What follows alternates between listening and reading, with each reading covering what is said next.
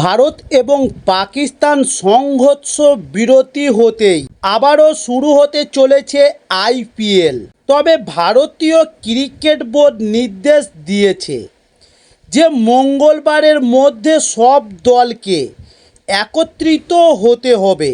তবে চলতি সপ্তাহের শেষের দিকে আবারও প্রতিযোগিতা শুরু করা যাবে। বোর্ডের নির্দেশ পেয়েই অনুশীলন শুরু করে দিয়েছে গুজরাট টাইটান্স। তারা আইপিএলের প্রথম দল যারা অনুশীলন শুরু করেছে। রবিবার সন্ধ্যায় মাঠে নেমে পড়েছে গুজরাট টাইটান্স।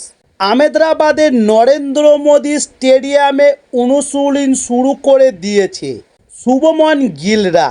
তবে গুজরাটের এক অধিকারী সংবাদ মাধ্যমে বলেছেন, হ্যাঁ, আমরা অনুশীলন শুরু করেছি। দলের ছেলেরা আত্মবিশ্বাসী, মাঠে নামার জন্য আমরাও তৈরি।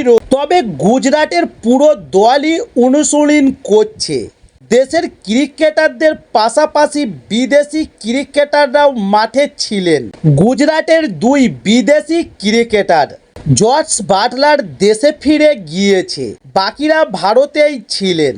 ফলে তাদের অনুশীলন শুরু করতে সমস্যা হয়নি। তবে বাটলার তাড়াতাড়ি দলের সঙ্গে যোগ দেবে বলে জানাও গিয়েছে। এবং এবারের আইপিএলের পয়েন্ট তালিকায় এখন সকলের উপরে রয়েছে গুজরাট। 11 ম্যাচ খেলে 16 পয়েন্ট তাদের। Net run rate 0.793। তবে আর একটি ম্যাচ জিতলেই প্লে অফ নিশ্চিত করে ফেলবে গুজরাট। তবে তাদের লক্ষ্য প্রথম দুই দলের মধ্যে শেষ করা। সেই লক্ষ্যেই সকলের আগে অনুশীলন শুরু করেছে শুভমন গিলরা।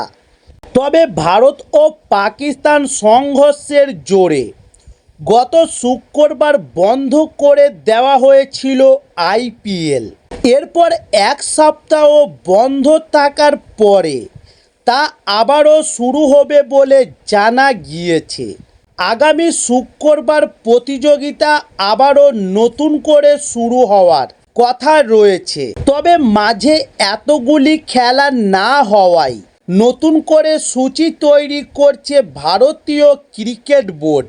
তা 10 দলের কাছেই পাঠিয়ে দেওয়া হয়েছে। তারা সম্মত হলেই তা প্রকাশ করা হবে। এক সপ্তাহ নষ্ট হওয়ায় কয়েকদিন পিছিয়ে গিয়েছে ফাইনাল। 25শে মের বদলে 30শে মে ফাইনাল হতে পারে বলে জানা গিয়েছে।